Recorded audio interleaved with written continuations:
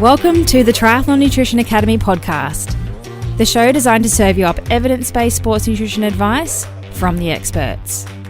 Hi, I'm your host Taryn, accredited practicing dietitian, advanced sports dietitian, and founder of Dietitian Approved. Listen as I break down the latest evidence to give you practical, easy to digest strategies to train hard, recover faster, and perform at your best. You have so much potential, and I want to help you unlock that with the power of nutrition. Let's get into it.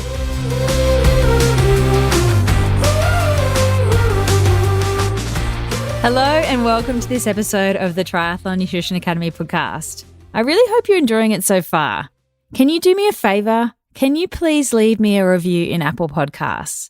All you need to do is find the show, scroll down to ratings and reviews, and you'll see a little square there with a pen in it. Click there to write a review. And if you don't want to leave something publicly, email me at podcast@dietitianapproved.com. It's really hard. I send this out to the world and get nothing back. So I'd love to hear what you think, if you're loving it, if you're hating it, if there's anything you want me to talk about. So do either of those options so I can get some feedback. I would love it.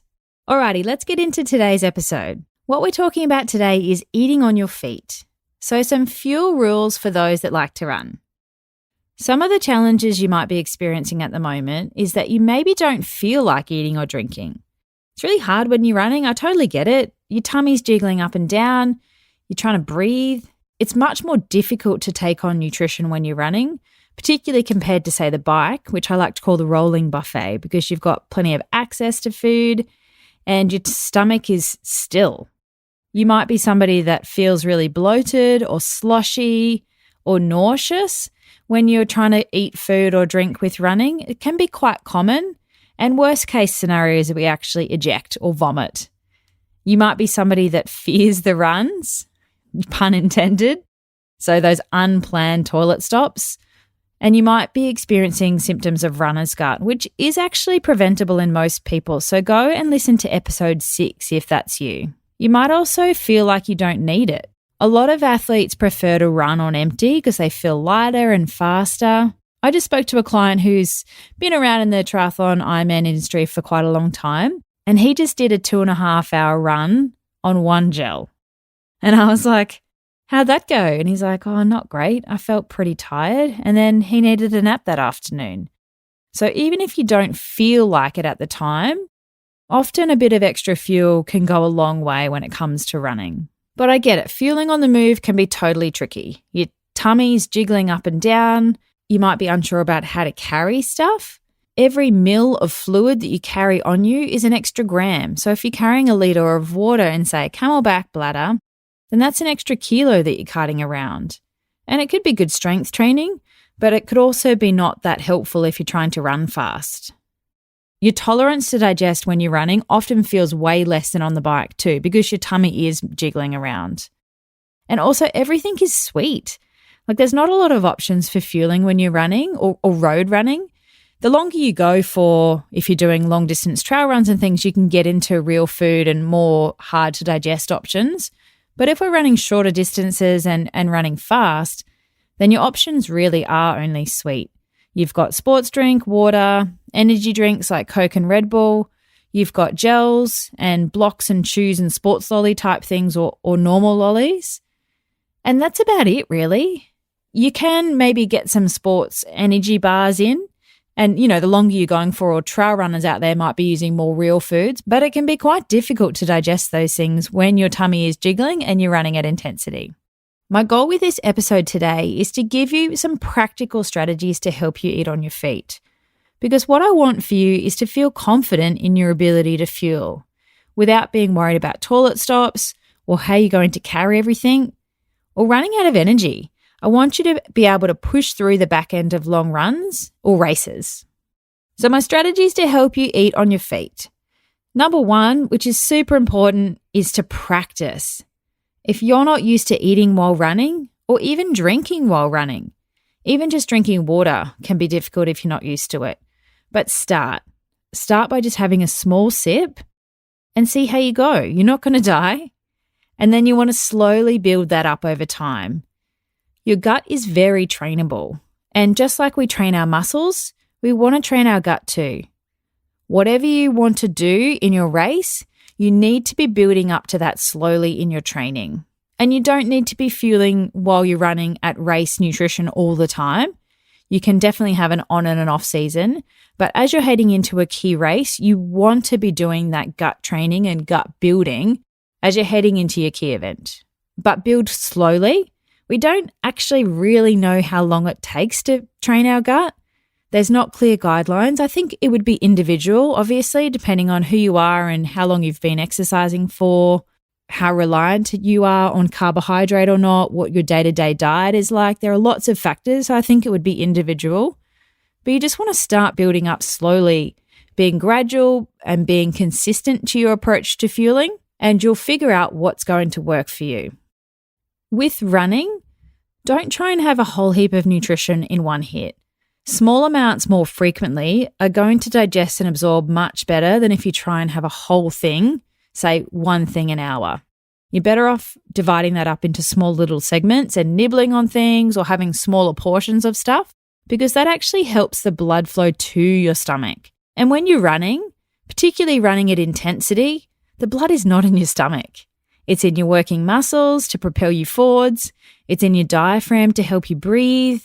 It's in your brain to help you put one foot in front of the other without tripping over.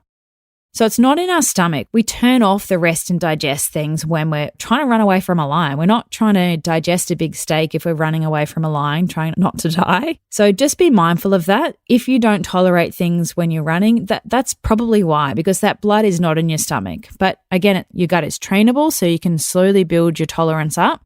And to help with that, I'd have small amounts more frequently. Please do not follow carbohydrate targets per hour that you've pulled from the internet. It's highly individualized. And one of the mistakes I commonly see clients make when they come and see me is that they've just pulled this target off the internet, or they're following the packet for their sports drink or gels and it says a certain amount every 20 minutes or per hour or whatever. They're just following that. Those things on the packet are designed to sell you more of their product, and they want you to only use their product. So please actually do some thinking around what you need and do that. It's highly individual. And again, it should be periodized. So you shouldn't be fueling the same way all the time, because you need to build your gut tolerance up heading into races. In your off season, you can back it off. It depends what you're doing. There might be times that I want to fuel someone really aggressively, and there might be times where I don't want to fuel somebody or let them run through their glycogen stores, because we do get adaptations from that as well.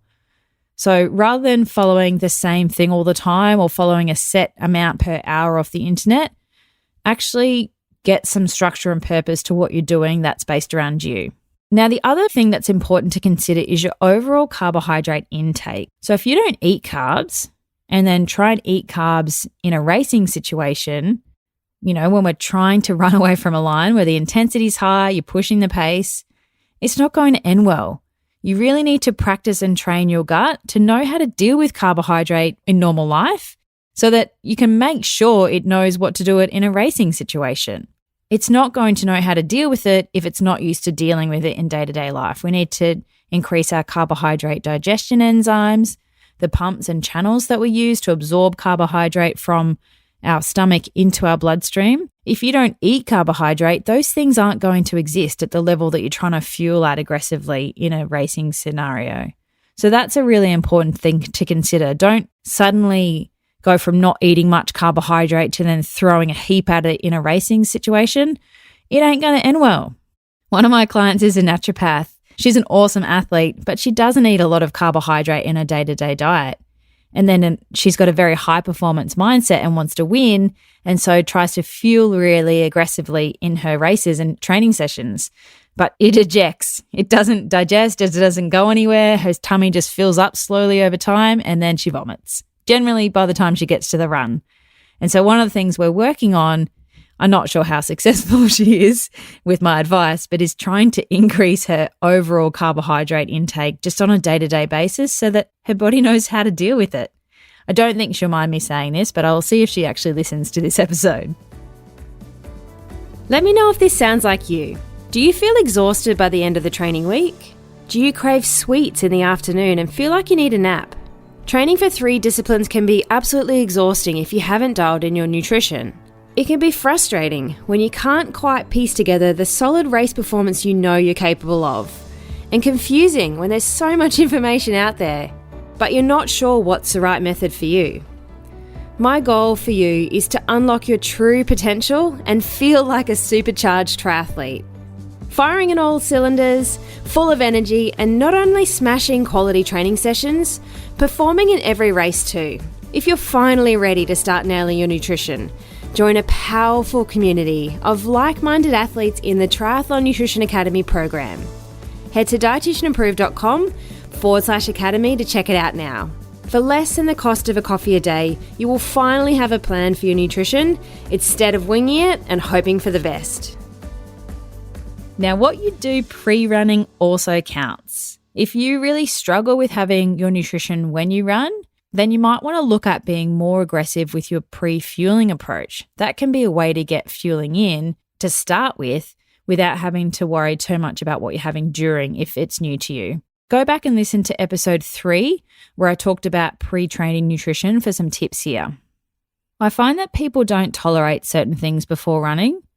You might be somebody that just avoids dairy before running. You might feel like it doesn't sit well with you, and that's okay. But I try and get to the bottom of it, explore why it happens and what sort of symptoms you get. You may be avoiding it because you don't tolerate it on a day-to-day basis anyway. Now, recovery after running is super important. I will always plan a different recovery strategy for people for their long runs because it's the riskiest modality, really. If you're under-fueling long runs, then you're putting yourself at risk of low energy availability, and that's not having enough energy to support your daily body functions, let alone training. And you also increase your risk of injury and illness. I'd really focus on having really good recovery after long runs for those 2 major reasons. Plus, your overall energy requirements on a day we do a long run are probably generally pretty high depending on what your long runs are up to. Because putting one foot in front of the other probably burns a bit more calories than riding a bike where you can pedal and roll for a few meters. So running generally burns a fair amount of calories or kilojoules, our energy per hour. If you need some tips for what to do in that recovery window, go back and listen to episode 4 where I talked about recovery nutrition. When it comes to eating on your feet, I think you should have a strategy for what you're doing in running season and then your off season as well. I like to use a whole lot of real foods for people in the off season. Or we do some fat oxidation, so we're trying to train our fat burning pathways in the off season, versus in season when we're really trying to do some gut training to build your tolerance for nutrition when you're trying to run fast. So rather than doing the same thing all year, really try and have a strategy around what you're doing in your season, what you're doing in your off season, and what that looks like from a fueling perspective. Because you might have some other goals as well in your off season, whether that's body composition or different performance goals. Whatever it is, you shouldn't have the same strategy all year round. I'm going to say this again, and I bang on about it all the time, but you want to have a periodized approach because you shouldn't be eating the same thing all the time. Another key factor with eating on your feet is the practicalities. Like, where are you going to carry stuff? You can't carry all the fluid that you might need. So you need to start to think about how you're going to do that. If you're in race season and you're trying to practice race nutrition, you might need to set yourself up some sort of loop or something so you can stash some water bottles in a tree or something. You might want to look at investing in a fuel belt or a camelback or even just a racing run vest that might have some bottles on the front pockets. On your chest there, you can put some bottles or some soft flasks or even a whole camelback in the back that's got a bladder of a litre or 2. That's a good option to carry fluids when you're doing some training to make sure that you're not having to rely on finding bubblers everywhere. If you're a heavy sweater, that's not going to end well. Or if you're just looking for some fueling, you can also get these cool little fuel belts that have, say, loops in them that you can stash gels or blocks or chews or something, or little zippers where you might generally put keys or a phone. You can actually put things in there as well. So have a think about how you're going to carry stuff and what you're going to do. So those are some of the key things to think about when you're trying to eat on your feet.